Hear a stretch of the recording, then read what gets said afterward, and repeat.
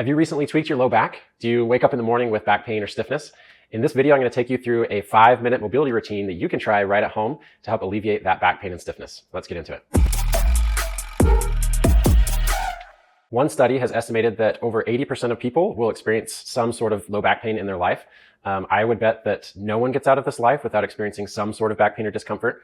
Another study also showed that 25% of people reported low back pain within the last 3 months. And despite the lack of evidence for their efficacy and use, opioids are continually being prescribed to treat acute low back pain. The worst thing you can do after an acute episode of low back pain is rest for a week or two and take addictive painkillers.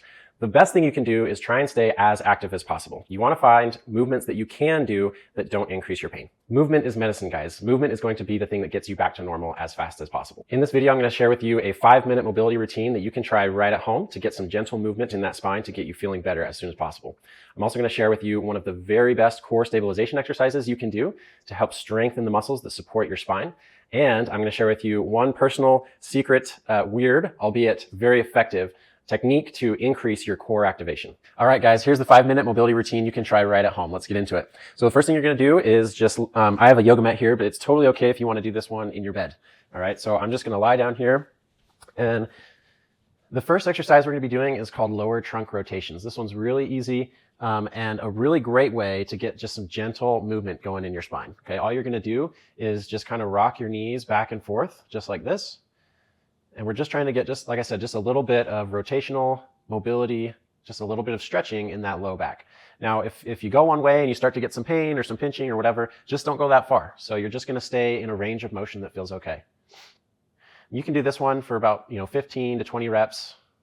And you might notice that as you go along, things will actually start to feel a little bit better. You might be able to stretch a little bit more and go a little bit more. Things will start to loosen up. Okay, so that's the first exercise. The next one we're going to do is called the Piriformis stretch. So you have a muscle in your butt here called your Piriformis. A lot of times after you tweak your low back, you strain your low back, the muscles in your hips can get really tight. And it's really important that we keep the hips stretched out. So to perform the Piriformis stretch, you're just going to cross one leg like this. Okay. Now, the hard version or the most aggressive version of this would be to take both hands and grab behind your thigh and then kind of pull your thigh towards your chest. So you're stretching this opposite butt cheek, okay? Now, if that's a little bit too strenuous or strainful for you, you can always just leave your leg right there and just kind of pull this knee towards your opposite shoulder. And that'll still stretch the same area. You should feel a good stretch kind of in your butt cheek. I'll do it on this side just so you can get a better angle there so you can see my butt there. Just want to feel a good stretch in the glutes, okay? You can also just kind of grab one knee. For this one, you'd want to just make sure that leg stays down and just kind of pull that knee to your chest. Okay. Again, we're just kind of going for a stretch in this area. Okay. So you can do this. You can hold for about 20 to 30 seconds and do that a couple times on each side. Okay. So that's the second exercise. The third exercise we're going to be doing is called segmental bridging. Okay. With segmental bridging, we want to start activating the glutes. Okay. So anytime we're experiencing low back pain, it's really important to kind of start activating and strengthening your glutes, your butt muscles, okay? I always tell people in the clinic, your glutes are the foundation for your spine, okay? So if you don't have a strong foundation, then you're gonna have problems up the chain. So it's really important to start getting these guys going. So if doing this increases your back pain, then you might just start with doing some glute squeezes, okay? So you might just squeeze your butt cheeks, okay? I had a professor who would say, squeeze your cheeks like there's a $100 bill on there. So you're just gonna squeeze, you can hold, and relax, okay? As long as that's feeling okay, you can then try to kind of squeeze and then lift just a little bit, okay, and hold. Okay, right now we're not going all the way up, okay, but just squeezing and lifting, okay? Eventually, we want to get to a point where we can squeeze and lift all the way. But like I said at the beginning, this is called segmental bridging. So what we want to do is kind of squeeze and tuck our tailbone like this, and then kind of roll up each segment till we're all the way at the top, and then roll back down. Okay, the whole time we're trying to squeeze hard here. So that's the third exercise. For the fourth exercise, we're gonna get up and flip around. All right, this exercise is called the cat-cow. Again, this is a very spine-friendly position, and we're just staying in a range of motion that feels okay. So what we're gonna do is we're just gonna kind of gently try and arch, and then extend, okay? Again, if you go one way and you get some pinching or some pain or whatever, just don't go that far. But if you just feel stiffness, it's okay to kind of try and work that stiffness out. You may notice as you do more of these, just like the trunk rotations, that things will start to loosen up and it'll start feeling a little better. Okay, so that's the cat-cow. For the fifth exercise, we're going to do a prayer stretch. So for the prayer stretch, I like doing these. A prayer stretch is where you just kind of go down and hold it. That can feel great. But I kind of like doing these as more of like a dynamic stretch. So I kind of like to go in and out. Okay, just rocking back and forth. Again, you can do these for repetitions, maybe 10 or 20 reps, as long as it's feeling all right. Things might begin to loosen up as you go along. If that's feeling okay, you can kind of go from the prayer stretch rock back position to a little bit more of maybe kind of an upward dog position. Okay, maybe work into a little bit more extension. Again, just staying in a range of motion that feels all right, but trying to just get some gentle movement in that spine. Just like that. Hey guys, if you're liking this content so far, please leave a like and comment down below which of these exercises is feeling the best for you right now. Let me know. So the last exercise in this little routine that we'll try is called the world's greatest stretch. Okay, there's a reason why it's called that, because it's amazing. So this stretch kind of opens up the front of the hips. So a lot of times the hip flexors, the muscles in the front of the hips here that kind of flex our hip like that, they can get really tight and pull on the low back. And opening those muscles up can really take some strain and some stress off the low back. So we start in this kind of quadruped position. Again, this is a very spine-friendly position. And the kind of first first way to try this exercise would be to just put one leg back, and then you're just going to squeeze this butt cheek. Okay. Now squeezing this butt cheek and kind of driving your hips towards the floor will stretch the front of the hip. Okay. So I'm just kind of squeezing and trying to feel a stretch in the front of the hip there. Okay.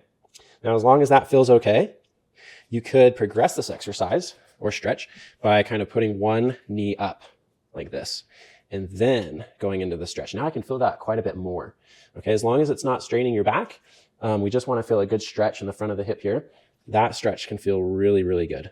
Okay, and you can kind of lean into it like this.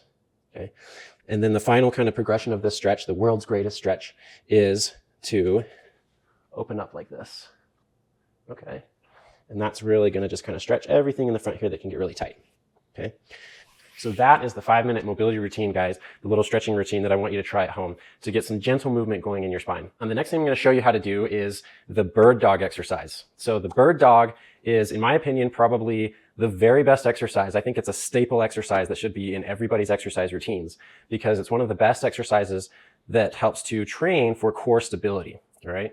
After we kind of get some gentle movement going on in our back, we want to stabilize our spine and strengthen the muscles that help support our spine. Okay. To perform the bird dog exercise, you're again going to be on hands and knees, and all you're going to do, now again, you may start this exercise with just one arm or one leg at a time. Okay, all of these exercises can be regressed or progressed as needed. So the first kind of progression would just be one arm at a time like this, and you're trying to keep your stomach tight. Okay, or you could do one leg at a time. Okay, we're trying to just get those kind of stabilizer muscles in the low back working, firing, get some blood in the area. Now the full true bird dog exercise is with one arm and the opposite leg, holding that stomach tight and pushing through the ground with the arm that's down and reaching with this arm. You kind of want to make a straight line with your entire body. Okay. Now my secret weird tip to increase your core activation. Now, like I mentioned at the beginning of this video, I have injured my back, ego lifting in the gym, and also trying to get a fork out of the dishwasher, sadly enough. And one thing that really helped me to work on my core activation was to activate my pelvic floor. Okay. Now, your core, when people think of their core, they think of their abs, right? But your core is really all of the muscles that attach to your pelvis and your spine. And your core kind of there's a box inside here, okay? You have your diaphragm, you have your pelvic floor on the bottom, and then you have your abs and your obliques and your back muscles that kind of make the walls of the box, okay? Now, if you're kind of just bearing down and tightening here, there's still areas where that pressure could get out, okay? So the kind of weird trick that I want you to try when you're doing the bird dog and other core exercises is I want you to try and activate your pelvic floor. Now, your pelvic floor are the muscles down there. All right. And so what you're going to try and do is think about stopping the flow of urine. All right. As if you were to stop the flow of urine. What that's going to do is it's going to kind of lift your pelvic floor and it's going to tighten your deep core muscles. Okay. So I'm going to demonstrate that again, hands and knees. I'm going to think about stopping the flow of urine, tightening my core, and then one arm and opposite leg goes up. And I'm holding. You can hold this for about 5 seconds and then switch. Trying to make a straight line with my body. Okay. All right, guys, that wraps up the 5-minute routine. Hopefully you liked it. Hopefully it serves you. I hope it helps. Like I said at the beginning of the video, the very best thing you can do is find gentle movements to introduce some movement into your spine. That's going to be the very best thing you can do to get back to normal as soon as possible.